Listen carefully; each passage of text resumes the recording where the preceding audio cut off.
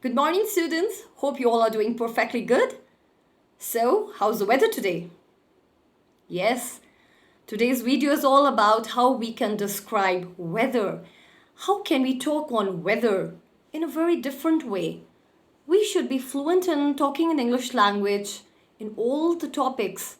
Whatever comes to us, we should be able to talk in it. Weather is one of the major parts of the conversation. When you call up somebody, you call up your friends, you call up your relatives, what is the thing that you say? Hi, how are you? So, how's the weather today? What's the best expression you can give? And this video is wherein I'll be giving you and guiding you about the verbs, nouns, adjectives, and idiomatic expressions, how you can describe weather. So, if we start off saying weather and describing it, and it is winter. In Jammu and Kashmir, we are blessed with 4 weathers. So we have the winter, we have summers, we have autumn, which is also called fall. So fall we say in American, and winter is very British, right? And we have spring. So 4 weathers, you should know how to discuss the weather. How would you talk on weather when you are talking with your friends?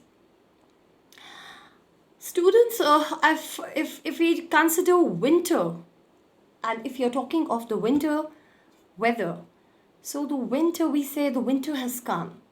So what all expressions can you add to it? What could be the adjectives that could be there? It's a wintry day. It's biting cold. It is freezing, right? And what all happens in winter? We have rains also. We have thunder also. So how can you give a different word for the word thunder? So you can say a rumble of thunder. There was a rumble of thunder yesterday. I got really scared. I was scared. I heard that rumble of thunder, right? And then it was a biting cold. It was a freezing night. This is a frosty cold night, a frosty cold day. This is when it is right now, was when it was past, and will be if you know about, or if you've heard the weather forecast, you can say it will be a frosty day tomorrow. Now, why do we use these words? Just as before that I mentioned to you that we use different words because we want to be different. We want to be noticeable, right? So we talk differently and we increase our vocabulary by using new words in describing the weather also, okay? Also in winters, if the sky is gray, I mean, you see those gray clouds, or wherein you feel the clouds are really threatening. I mean, it's going to thunder.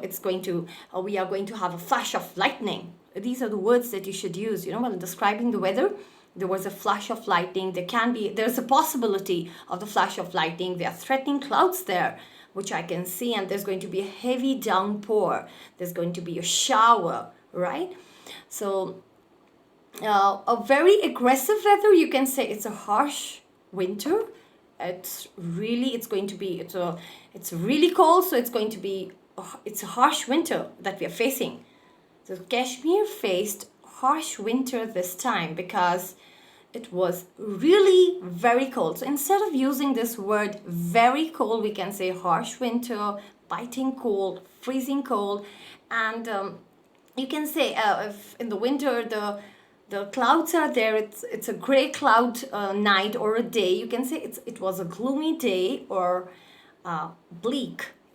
The day was bleak, the night was bleak. So that means very gloomy, full of gray clouds. We used to use the word bleak, gloomy. Verbs that you can use for winters, the verbs, would be it's going to snow. So snow is a verb, it's an action, right? So it is going to snow. The white fluffy thing coming from the sky, snow. We had sleet. What is sleet? How do you express? It's a verb, right? It's a verb. It's an action. It's a very wet snow. So frozen rain, or you can say it's frozen rain or it's wet snow. That's sleet. It becomes very unpleasant when we have sleet because it's frozen rain and it's a very unpleasant weather, right? I've experienced it many a times. And we are experiencing hail. There is a hail. So what are hail? These are tiny balls of ice falling from the sky. So these are hails. These are called hail. Hailstorm. We have hailstorm also. And the idiom what you can use is for winters, to freeze over. I got frozen. My hands got frozen. My pond is frozen over. I mean, the whole thing got iced up, right? Then there is a word called as blizzard. So there is a blizzard. We experience blizzards in winters. A cold snap, frozen to death. These are the idioms what you can use for winters. Now it's all about spring. How can you describe spring? What are all the words that we experience? What are the experiences we have in spring? We have rain, we have sun. So there is blossom, flowers blossom. It's a very beautiful weather wherein the new leaves, new buds are all coming up. And we can describe it as it's a bright day, it's a breezy day. These are the adjectives. Now this, what you are describing the spring weather as, these are called as the adjectives. A breezy day, it's a cloudy day, it's an overcast. What do we mean by overcast? Overcast when there are some clouds and we have sun. Generally, you will see these words are spoken by meteorologists and the weather forecast report, which you can hear from probably any of the news channels, and you can read in the newspaper as well, that we have these weather forecast people telling, meteorologists they are called, they say that we have an overcast. An overcast always refers to when there's a little bit of sun and we have some clouds also. So a breezy day, it's a cool day, it's a mild day. I mean, it's not warm, it's not hot, it's a mild day. And you start describing and start using such words when you want to describe weather of spring, okay? Talking about rain, a rainy weather, which would be possibly in winters. You can have a rainy weather, you can have a rainy weather in summers, in spring, anytime.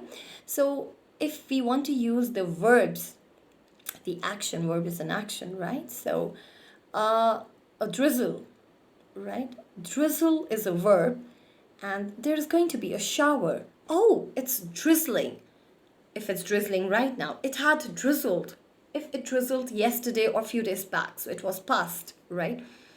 It is going to drizzle tomorrow. The weather forecast shows it's going to drizzle tomorrow. We are going to have some shower. So you can describe rain as a shower. It's not necessary you have to say it's going to rain. It becomes it's a very regular and a boring way of describing. Oh, it's raining. So we are having some shower outside. It's drizzling. I don't think so I'll be able to make it to your place. Let's plan it out for tomorrow. So I'll see you tomorrow. And also if a shower is less or more the same, sporadic or occasional rain, you can expect showers, you can expect patches of rain. So you can expect patches of rain. There are patches of rain. It is a muggy summer day. What do you mean by a muggy summer day? Muggy summer is like when it's humid. You see the experience, students, what kind of weather we have these days? It's hot, it's warm, and it's not dry. So now, because the rains are coming, it's become humid. So we experience moisture in the air. So when there's moisture in the air and it's hot and it's humid, we can say it's a muggy summer. Okay? One of the words that you should start saying when you're describing the weather. So it is, there is a shower, it's a patch of rain there. We are expecting patches of rain tomorrow. There is a drizzle, there is a shower. Start using these words to describe rainy weather.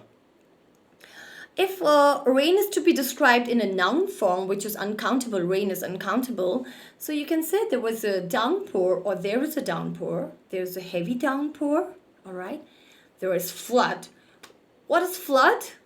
Where ground becomes ineditive and cannot absorb any rainwater. So the ground, we have flood. it was raining so badly. We had such a downpour that it resulted in a flood.